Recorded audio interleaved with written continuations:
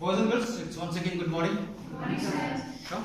Today we start with the next portion of us is your blood and its components. Ready? First, let's make the blood. I cannot take the blood from you. Okay. Generally, blood is taken with the help of this disposable syringes. Sure. It is taken like this. First with the help of a small amount of cotton dipped in alcohol is wiped on it, and then with the help of this it is taken from the veins. I am not going to use this kind of the thing. I am not drawing any blood neither from myself or from you. We will prepare a sort of blood to understand the components. Okay, let's make the blood. I have taken water, simple water, and in this I have put a small amount of sodium chloride. Fine, I have made it here with saline. I am using saffron to give the color red. Fine, let's make it.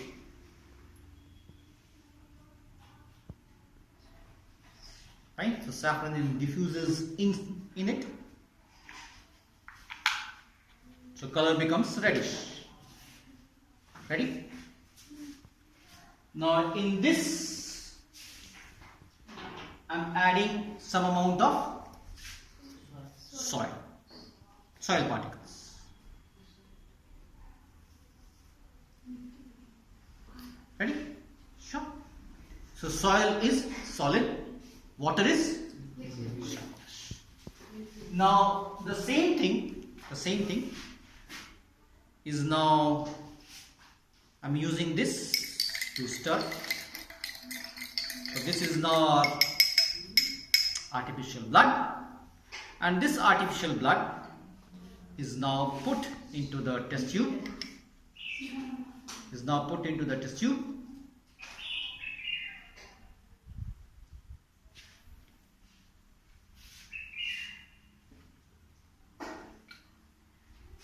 And then it is shaken.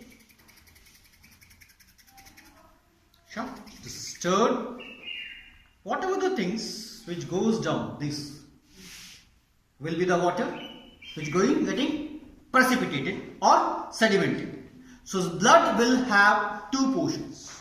One which is the solid part, see, or the one which is the cellular part. We are calling it as water. Corpuscles, which forms around 45% of the blood volume, whereas the one which climbs up or goes up or floats up, as you see this is the one which is going down. The one which floats up, we are calling it as water? Plasma. So plasma forms around 55% of the blood volume. Could you understand? So thing which goes down here is the solid portion, we are calling it as corpuscle part. The one which floats up, we are calling it as, ready? The thing which I have done like this is basically done in the form of a machine which is called a centrifuge. Okay? We will take more of it about the blood. Now the blood has these, your corpuscles part is your tree. It is produced in the bone marrow. Now let's see what is bone marrow. I have taken this artificial leg made up of your plaster of Paris from the skeleton. Now these are the small bones, and this is what your long bones. In the long bones, if we actually cut, rather make the TS, there will be a sort of hollow tube, and that tube is called as cavity. So in the long bones, the cavity which is found, in which the blood cells are produced, is called as what? Your bone marrow. Could you all understand? So bone marrow is your portion, which is the bone marrow cavity is the portion which is the hollow inside the long bones, not in your small bones. So we are not calling of these small bones. We are not calling of this bone. I am calling of this bone, this bone, this bone, this bone, and surely of your legs and your thighs. Okay? Sure. So I am calling of all the long bones. Now inside the long bones, there is a bone marrow cavity in which there are special cells. They are called as bone marrow cells, which produces your blood cells, or we are calling it as corpuscles. So all the three kind of the corpuscles, that is what your RBC, WBC and platelets are produced by whom? Bone marrow. We will take one by one. RBCs are called as erythrocytes. The word erythro means reddish or red. Yesterday we have done all this. It is also the cyto, or cyte means your cell. Let's take one by one. Now the RBCs, when they are produced in the bone marrow, when they are newly formed, they have the nucleus. But when the RBCs get a bit mature, the nucleus dissolves. As the nucleus dissolves, the entire of the cell cytoplasm has the respiratory pigment called as what? Hemoglobin. See? So due to the presence of the hemoglobin, we are calling it as what? RBC. Fine. Now this RBC, the mature RBC, as it does not contain any of the nucleus, so mature RBCs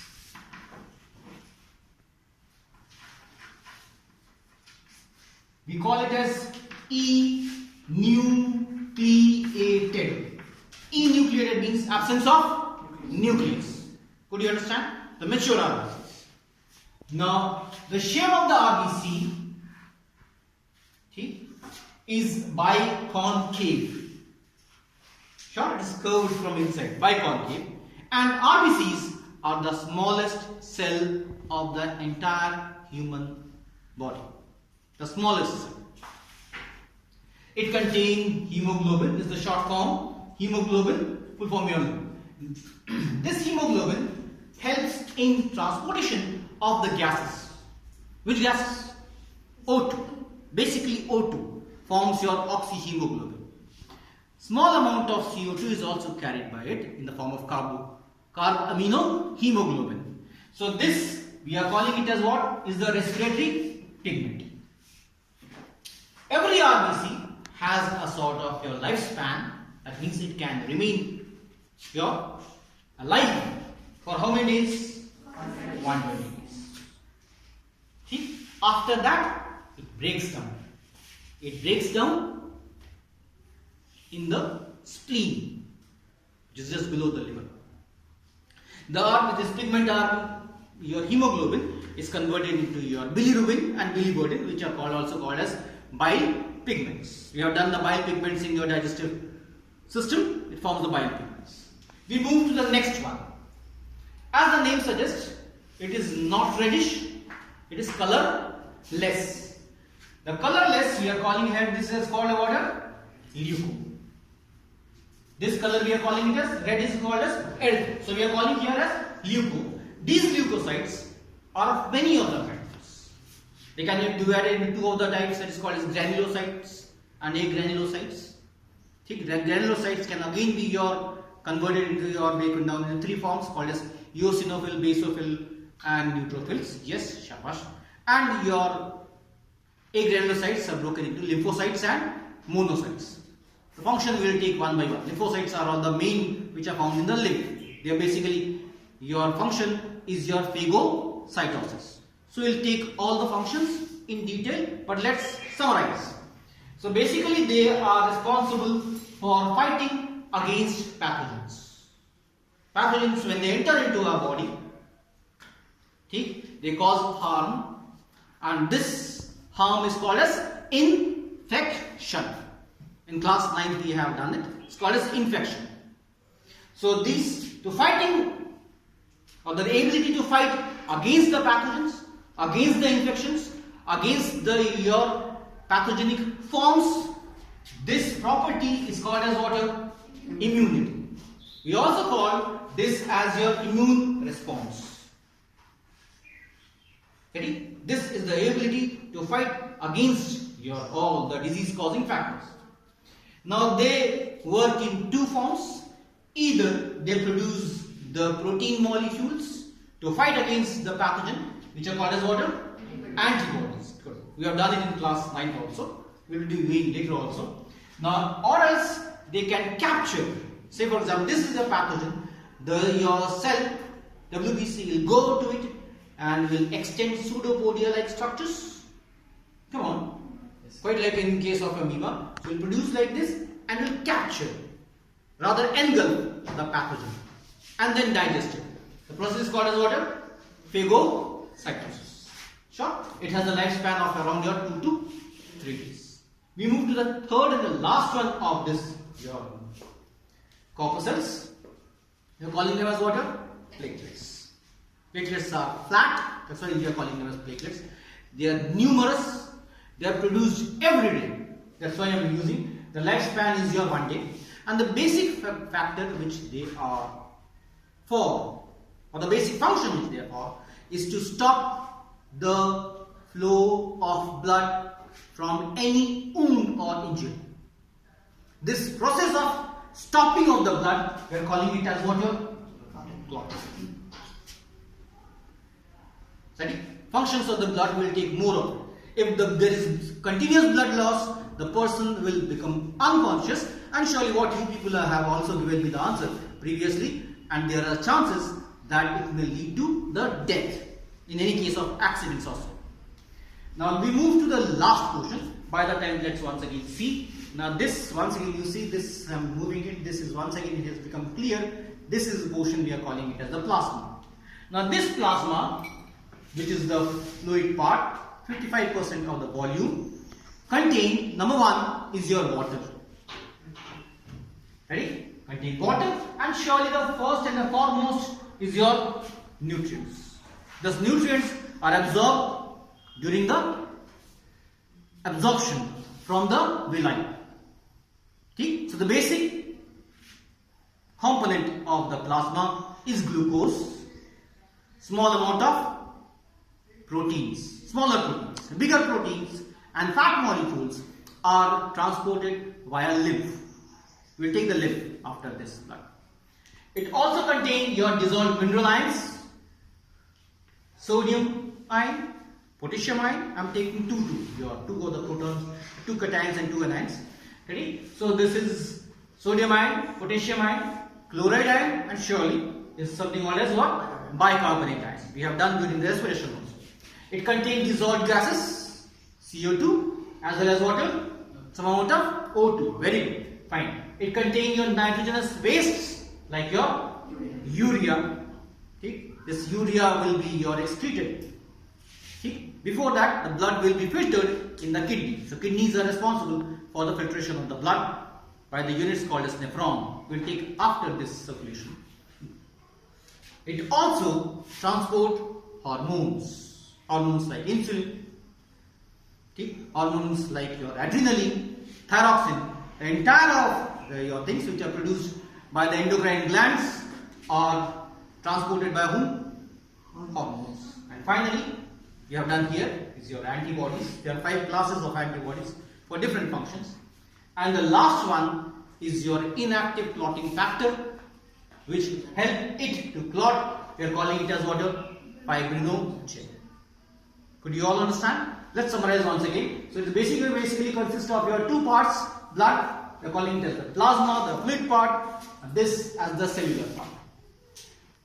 The cellular part is called as corpuscles. Corpuscles die.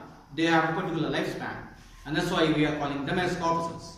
So this is of RBCs, WBCs, and platelets. All of them are formed in the bone marrow.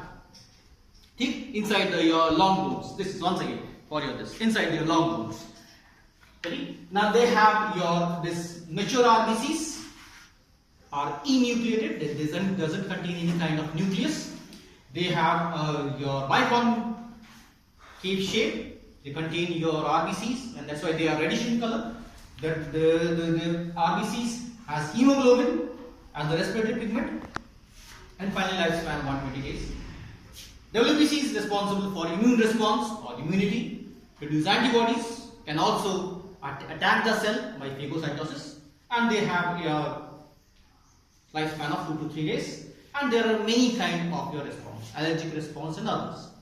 Platelets, 1 day lifespan, responsible for blood clotting. Plasma contain nutrients, glucose, smaller proteins, and this contain water. Basic your amount is this. Due to this, it can flow. The blood can flow. It contains dissolved mineral ions. It contains your dissolved gases, nitrogenous wastes, urea and others also. Hormones, transport hormones, antibodies, and fibrinogen as your inactive clotting factor, which is essential regarding your any injury to stop the blood responsible for blood clotting. Could you all understand? Thank you for watching this.